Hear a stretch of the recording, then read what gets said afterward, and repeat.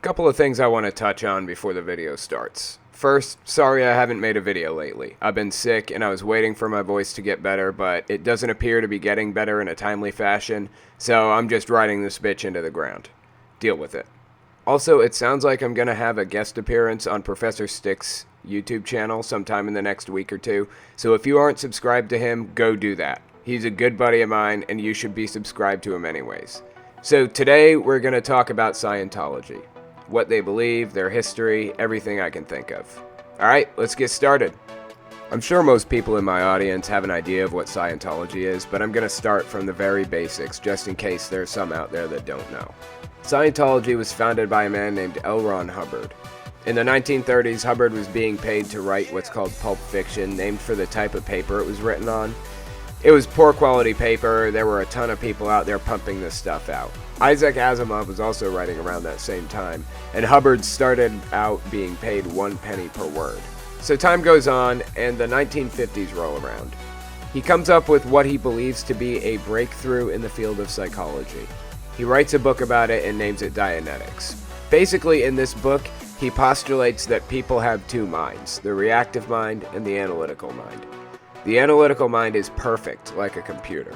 It can calculate and analyze and compute flawlessly. The reactive mind is what causes emotional outbursts, PTSD, mental problems, that kind of thing. So having postulated that, he comes up with a way to silence the reactive mind. He starts using this thing that he calls an E-meter, which is actually a galvanic skin resistance tester. It's one of the things a lie detector monitors. Basically, it monitors the sweat on your skin on a very minute level. I actually made one time. Here's a picture of one I made years ago. It was a fun project and the parts were dirt cheap, but I used a little computer speaker for my output. They used a little needle, like a speedometer in a car. And for reference, their e-meters cost $3,700. Mine cost about $5. Anyway, so he has this idea to hook people up to this galvanic skin resistance tester, and when you feel a little anxiety over something you're thinking about, it registers on the e-meter. So the idea is that you go into this room with another person, and they do what's called audit you. Here's a picture of it. Auditing's basically like a counseling session where you hold on to these two things they call cans, so it can detect the sweat on your fingers and register if you start feeling anxious about something. If the needle jumps, they start asking you what you're thinking about in a very Freudian fashion. I can totally see how this could be beneficial. Except they don't just stop after you've recited every life event. They start asking you about past lives.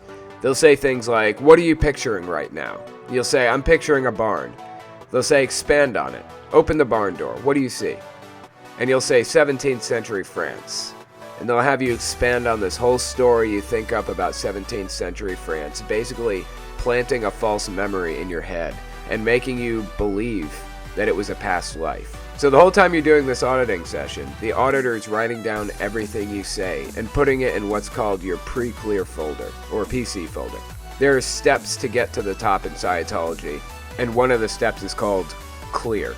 Basically, once you're clear, you've remembered everything there is to remember and resolved it all. You don't have any more anxiety or traumas in your life that haven't been addressed. Also, people that have gone clear don't get colds. They don't get ill at all. They are perfectly analytical. They don't have emotional outbursts. They don't have migraines, nothing. They're basically superhuman, immortal beings.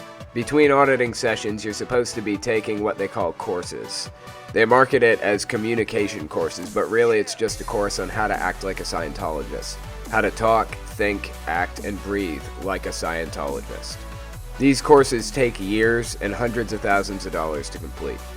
The price sheet can be found on Google, but clear is kind of the end result of the first section of courses, and reaching clear can cost up to $125,000, even more. Here's a list of all the levels you have to reach. It's called the Bridge, and there are a billion of them, but I'll just list the important milestones. So first you hit grade 0 through grade 4, then you hit New Era Dianetics, then Expanded Dianetics, then you go clear. After clear, you hit Sunshine Rundown, then OT Preparations, then Solo Course, then OT Eligibility. After that, you can do OT 1 through OT 8. I think it goes higher, but I'm not really clear on the rest, so I'll just leave it there. Basically, there's pre-clear and OT. Those are the two really big sections. OT stands for Operating Thetan. Thetan meaning soul, basically. And you have to spend a bare minimum of $350,000 to reach OT3, which is where the whole story about Xenu comes out. See, Hubbard wrote a bunch of stuff down that was never released to the public. Remember how I mentioned earlier that they write down stuff from past lives in their pre-clear folders? Well, Hubbard wrote down what could be considered to be their creation story, and it isn't given to you until you reach OT3, about 350 grand in. It's handwritten copies by Hubbard, and it's given to you in a locked briefcase. They tell you to protect it with your life, because if somebody who hasn't gone through the courses reads it, they'll do what's called freewheeling, which basically means they'll go completely crazy, unable to cope with what they just learned. Interestingly enough, I actually got my hands on a copy of the papers inside the briefcase from WikiLeaks. Thank you, WikiLeaks. As it turns out, I didn't go completely insane when I read it. I guess I'm just a special kind of Thetan. Now, bear in mind, he believed this whole story to be 100% true, and expected every other Scientologist to believe it to be true too. So here's the story he told. The head of the Galactic Confederation, 76 planets around larger stars visible from here, founded 95 million years ago, had an overpopulation problem. There was a ruler named Xenu who started calling people in for tax audits. Coincidentally, Hubbard had warrants out for his arrest over tax evasion for many, many years. So I think we can all see where he got the material for this story. When they would come in for their tax audit, he had them injected with some substance that basically put them into stasis, loaded them onto a plane that looked very much like the DC-8 they had in the 1950s. I'm not mocking it, that's almost a direct quote from Hubbard. He says they looked just like the DC-8. Anyways, they loaded them onto these planes and flew them to Earth and dropped them into volcanoes around Hawaii and other places. Then they dropped hydrogen bombs on the volcanoes. Now there are Thetans, which, as I said, is basically another word for soul, floating around all over the place. Every time a baby's born, hundreds or thousands of these Thetans try to inhabit the baby's body. So now as an operating Thetan level 3, you have to basically exorcise all of these Thetans from your body. That usually takes 350 grand and years of work to find out. I hope nobody in my audience is freewheeling from that information. So there's the story. It's actually longer than that and has a lot more detail, but it's like 10 pages long and I'm not trying to read all that right now. That's the premise of the bit. Scientologists are also known for seriously harassing ex-members, who they call suppressive persons, or SPs. Although ex-members aren't the only ones that can be SPs. If somebody comes out against the church, they just go into their little pre-clear folder and find out if they ever had an affair, or how they slept with their wives, or husbands, or any little bad detail about their lives, and it ends up in a packet on the news agency's desk. I'm not joking, they've done that to so many ex-members. Hubbard died in 1986, not all that long ago when you think about it, so he actually had a major influence on things. He hated psychology as a general rule, so all psychologists or psychiatrists are SPs by default. Medication is banned. They believe that there's no such thing as a chemical imbalance in the brain. Just a few fun facts for you there. Back to what I was saying, SPs are evil by default, and so lying is justified if it's in defense of the church.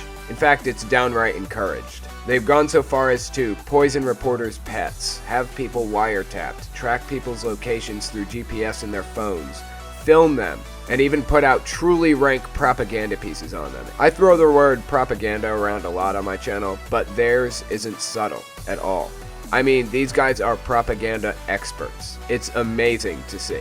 Anyways, I might make a part 2 about Scientology, but that's all I got for you today. Thanks for watching, guys.